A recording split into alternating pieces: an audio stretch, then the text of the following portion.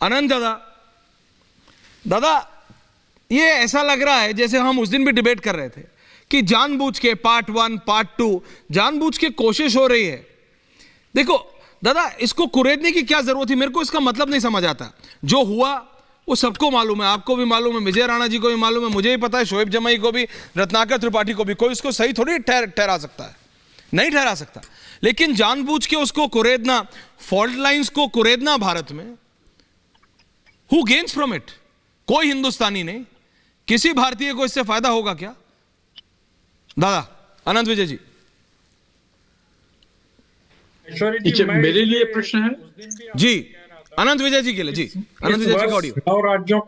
इस वर्ष 9 राज्यों के चुनाव होने वाले हैं।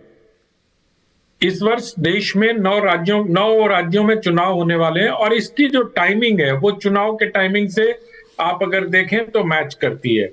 और ये तो हमेशा से होता आया, हमारे यहाँ इतिहास भी गवाह है इस बात का। अगर आप देखें तो मैं अभी कल कहीं पढ़ रहा था कि जलियांवाला बाग हुआ था, तो उसमें भारतीयों को मारने का हुक्म किसी विदेशी ने दिया था। ये सब घर से ही हैंडीक्राफ्ट का बिजनेस करके हर महीने लाखों कमाते हैं। आपको भी ये करना है, इनसे सीखना है तो फ्रीडम ऐप को अभी डाउनलोड कीजिए। लेकिन मारा तो भारतीयों ने ही था, गोलियां तो भारतीय फौज में रहे लोगों ने ही ज्यादातर चलाई थी उस समय।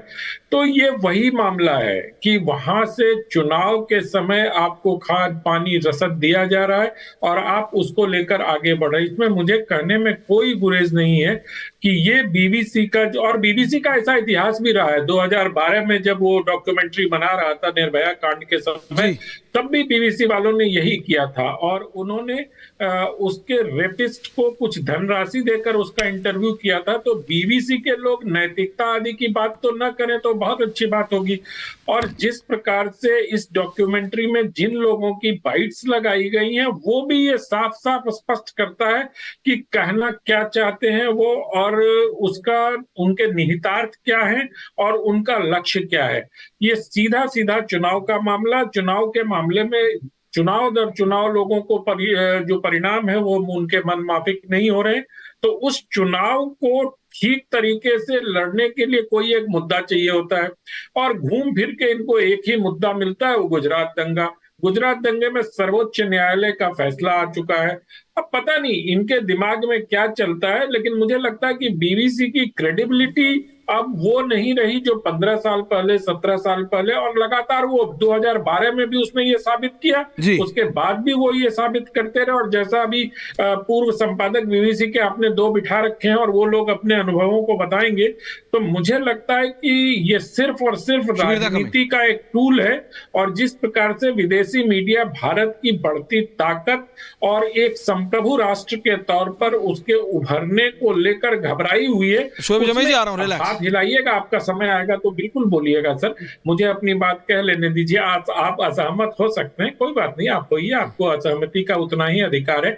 लेकिन ये सिर्फ और सिर्फ भारत को एक विश्व की वैश्विक ताकत के तौर पर उभरने से रोकने का जो एक षड्यंत्र, वैश्विक षड्यंत्र चल रहा है, उसका एक छोटा सा टूल है। ये सब घर से ही हैंडीक्राफ्ट का बिजनेस करके हर महीने लाखों कमाते हैं। आपको भी ये करना है, इनसे सीखना है तो फ्रीडम ऐप को अभी डाउनलोड कीजिए।